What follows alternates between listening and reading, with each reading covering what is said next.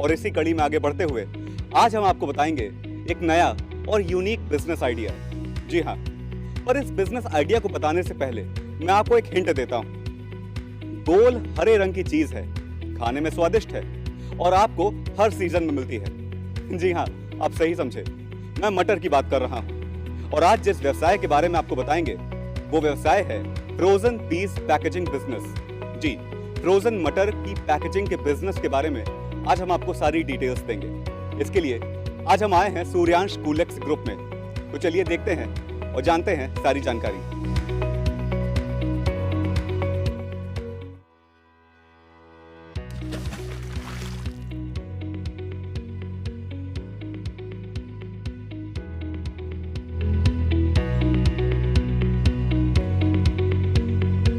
भारत के कई राज्यों जैसे मध्य प्रदेश, पंजाब, झारखंड में हरी मटर का उत्पादन होता है, लेकिन इसके सबसे बड़े उत्पादक राज्य उत्तर प्रदेश में कुल उत्पादित मटर का 49% उत्पादन होता है। ये भारत की तीसरी सबसे लोकप्रिय रबी फसल की श्रेणी में आती है। मटर का इस्तेमाल कई व्यंजनों के साथ ही फास्ट फूड और स्नैक्स आइटम्स में भी होता है। इस प्रकार इनकी घरेलू मांग के साथ साथ रेस्टोरेंट, ढाबों, केटरर्स और कैंटीन में भी लगातार मांग बनी रहती है। ताज़ी मटर की उपलब्धता सर्दियों के मौसम तक सीमित रहती है और शेल्फ लाइफ 3 से 4 दिनों से अधिक नहीं होती।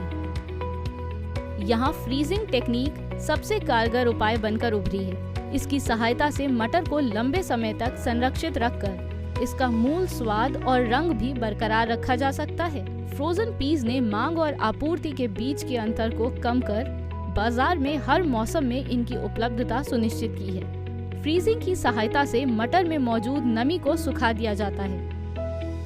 उपयोग करते समय इन्हें छीलना नहीं पड़ता, जो इनके इस्तेमाल को बेहद आसान बनाता है। अगर आप किसी नए व्यवसाय की शुरुआत करने का सोच रहे हैं, तो फ्रोजन मटर का व्यवसाय लाभकारी हो सकता है। मटर को फ्रीज करने की तकनीक के साथ साथ इस व्यवसाय से जुड़ी सभी जरूरी जानकारी इस वीडियो के माध्यम से हम आपको देंगे। फ्रोजन मटर के व्यवसाय के लिए कच्चे माल के रूप में हरी मटर का उपयोग किया जाता है। मटर फ्रीजिंग की प्रक्रिया की बात करें तो किसानों से हरी मटर खरीदकर उसे स्टोरेज एरिया में रखा जाता है। फिर डिपॉडर में मैन्युअली भेजा जाता है, जहां मशीन का उपयोग कर मटर छीली जाती है और इसके दाने और छिलके विनोवर की सहायता से अलग हो जाते हैं और कन्वेयर बेल्ट से छिलके ऑटोमेटिकली फैक्ट्री से बाहर कर दिए जाते हैं, जहां से उन्हें गौशालाओं में भेज दिया जाता है। मटर के दानों को दूसरी कन्वेयर बेल्ट से वॉशिंग मशीन में भेजा जाता है। वॉशिंग मशीन के साथ ही ब्लोअर लगा रहता है जो पानी को बॉयल करता है। इसके बाद वॉशिंग प्रक्रिया होती है, जिसमें फ्रॉथ यानी झाग की सहायता से मटर के दानों को अच्छी तरह से साफ किया जाता है।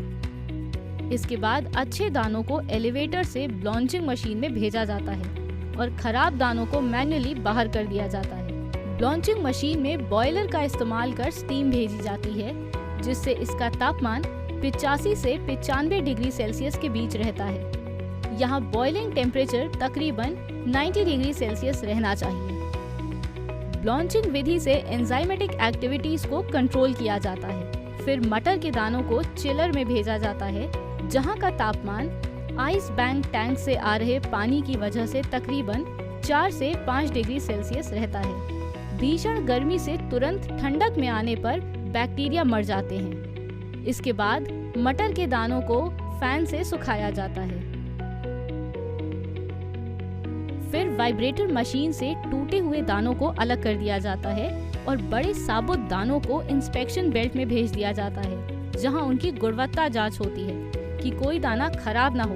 अगर छिलका रह गया हो तो उसे मैन्युअली अलग किया जाता है। इसके बाद इसे एलिवेटर बेल्ट से फिर वाइब्रेटर में भेजा जाता है, जहां बचे हुए टूटे दाने अलग कर दिए जाते हैं और फिर इन्हें IQF यानी इंडिविजुअल क्विक फ्रीजर में भेजा जाता है, जिसका तापमान करीब करीब -40 डिग्री सेल्सियस होना चाहिए। फ्रोजन मटर के दानों को लंबे अरसे तक अच्छी अवस्था में बनाए रखने के लिए इतना कम तापमान रखना जरूरी है। यहाँ इन दानों को बोरे में भरकर तौला जाता है। इसके बाद इन्हें चेम्बर्स यानी कोल्ड स्टोरेज में ले जाया जाता है, जिसका तापमान -25 डिग्री सेल्सियस होता है और प्रोडक्ट का तापमान -18 डिग्री सेल्सियस होना चाहिए। यहाँ दानों को करीब 24 घंटे रखा जाता है, फिर इन्हें मैन्युअली या मशीन द्वारा पैक किया जाता है। ये पैकेजिंग एंटी रूम में की जाती है, जिसका तापमान भी कोल्ड स्टोरेज के तापमान के आसपास ही होता है। पैकेजिंग के बाद फ्रोजन पीस को फिर से कोल्ड स्टोरेज में रखा जाता है, जहां से उसे मार्केट में आवश्यकता अनुसार बिक्री के लिए भेज दिया जाता है। इस व्यवसाय को आप लगभग 10 से 15 वर्कर्स के साथ शुरू कर सकते हैं। वहीं एरिया की बात करें तो इसके लिए कम से कम 4000 स्क्वायर फीट एरिया की आवश्यकता होगी। मटर फ्रीज करने की प्रक्रिया में जिन मशीनों का उपयोग होगा वो हैं डिपॉडर, winnower, conveyor, elevator, washing machine, blower, blanching machine, boiler, chiller, fan, vibrator machine और इंस्पेक्शन बेल्ट। फ्रोजन जो इंडस्ट्रीज है डिपेंड है होटल, ढाबा, शादी ब्याह और एक्सपोर्ट। जो खाने की चीजें तो लोग खाएंगे ही खाएंगे और मटर तो सब में राजा है। ठीक है, तो इसका तो 10% से लेके 20% तक इसमें प्रॉफिट आता है। अगर मुझे अच्छी लगन मिली, होटल अच्छे चले, ढाबे ठीक चले, अगर स्मूथ वे में हमारा काम चल रहा है जो जीविका का है, तो इसका भी काम बढ़िया चलेगा। हमारे देश के प्रधानमंत्री जी ने इस कोविड में एक नया मंत्र दिया, आत्मनिर्भर भारत। तो शायद हम लोग उसी दिशा में बढ़ रहे हैं और अपने मित्रों को, अपने साथियों को यही कहना चाहते हैं कि आप खुद काम करें और अपना ब्रांड बनाएं और अपने को स्टेबल करें। मार्केट सभी चीज की, बिकेगा सब कुछ। इस पूरे व्यवसाय के लिए 10 से 15 किलोवाट इलेक्ट्रिक लोड की आवश्यकता होगी। हमारे द्वारा इस वीडियो में बताई गई सभी फिगर्स आपके प्रोजेक्ट साइज और उपयोग हो रही मशीनों पर निर्भर करती हैं। 10 मीट्रिक टन क्षमता की मशीनों के साथ व्यापार शुरू करना चाहते हैं तो इन मशीनों की कीमत लगभग 34 लाख रुपए है। फ्रोजन मटर के व्यवसाय को शुरू करने के लिए कम से कम 38 लाख से 40 लाख रुपए का पूंजी निवेश करना होगा। यहाँ बताए गए आंकड़े इस पर निर्भर करते हैं कि आप फुली ऑटोमेटिक प्लांट का उपयोग कर रहे हैं या सेमी ऑटोमेटिक प्लांट का। वहीं अगर आपके उत्पाद का मार्केट रेट लगभग 100 रुपए प्रति किलो है तो वीडियो में बताई गई प्रोडक्शन कैपेसिटी पर ऑफ सीजन में 18% ग्रॉस प्रॉफिट मार्जिन कमा सकते हैं। इस व्यवसाय के लिए FSSAI, GST, उद्यम और ट्रेडमार्क लाइसेंस आवश्यक रूप से लेने होंगे। इस व्यवसाय को शुरू करने के लिए आप केंद्र और राज्य सरकारों द्वारा चलाई जा रही अन्य सब्सिडी और अनुदान योजनाओं का भी लाभ उठा सकते हैं। हरी मटर की मांग पूरे वर्ष रहने के कारण इसका व्यवसाय अत्यंत लाभकारी है।